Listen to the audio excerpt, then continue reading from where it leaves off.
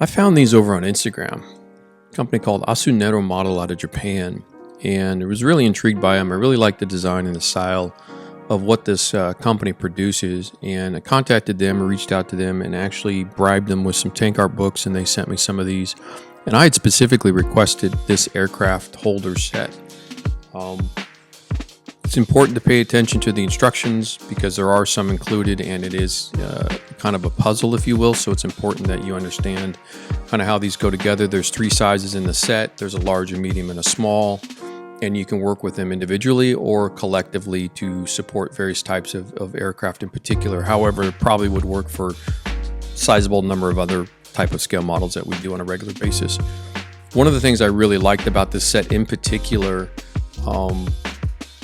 when you get into kind of the painted weathering conversation, I really like the padded trim provided on these. It allows us to kind of protect the model, because I do that oftentimes when I use holders, on stream or on camera, or whatever it is I'm trying to do. And obviously you try not to get your greasy mitts all over this stuff. And at the same time, a lot of the things we have around us, found devices and other things, can do damage to the model. So I do like the fact that this is got enough forethought into it, design enough protective kind of a padding trim, which we'll add on here at the end of the video. So stay tuned for that, and I'm going to walk you through a large, a medium, and a small construction here. And the key to this is you have to really kind of pay attention to what size and the numbers go to where in terms of the assembly. It's simple CA glue. Nothing more is really required for this. There's a little bit of cleanup from some of the sprue nubs.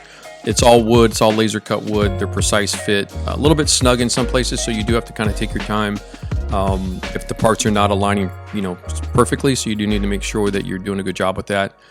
There are both a top and a bottom, and there's an inner and an outer side to each of these parts. So you do have to kind of pay attention to that. And when you glue this, make sure you're gluing the proper contact surfaces together.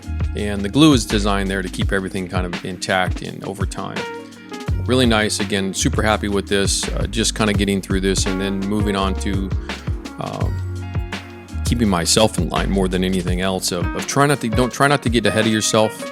You'll find it's a little bit easier to put these together if you do them one size at a time. In other words, don't take all the parts of all of them off of their little wood trees there. Instead, do a large and then do the medium and do the small, because they're all grouped together on each of their own particular sprue, if you will. I keep calling it sprue, but I don't know what else you call this, like a wood fret or something of that nature. But anyway, straightforward assembly process, very relaxing, enjoyable. Probably takes about an hour and a half to do the entire 3 of them together, and then wrap them with the padded trim. But you can see here, I'm just kind of walking that together nice and snug. Make sure it's all set in place. Double check the work. You can even enjoy the large and the medium together. The best part is they do telescope and slot in and stack up, so you can change both the height of them, because there's different interior platforms in terms of asymmetry and height, so you can change how high these reach up. So if you have a model you want to raise up a little bit or you want to lower it a little bit, this kind of stack system is pretty clever.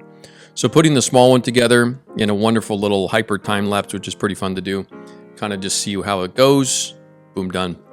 There you go. There's a stack set. There's little kanji characters for large, medium, and small. Really, really nicely done. The laser engraving is really high quality.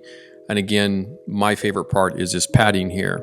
So it's assembled the same way, CA glue, and it just showing you here, it's a little bit of an overhang. It's intended that way, that the padding's a little bit larger than the width or thickness of each of the wood panels, and you want a little bit of a 1 to 2 millimeter overhang off of each side. So you walk this around, glue it as you go quite easily, trim it off.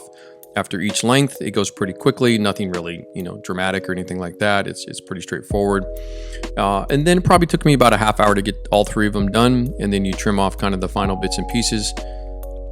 It's kind of a leathery material, if you will. It's a real soft padding, kind of like a thick, heavy foam, kind of density to it. But it's got like a leather feel to it, which is really nice. Japanese stuff is always super cool, and just geeking out on this was fun in and of itself. But again, there's a top and a bottom, which is really nice.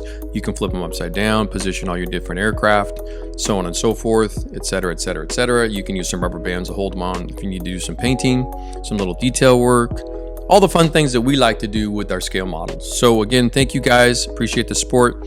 I suggest you go grab some. Pretty cool. Link in the description. Thank you. Later. Bye. See you. Okay, I'm out. Bye. Peace.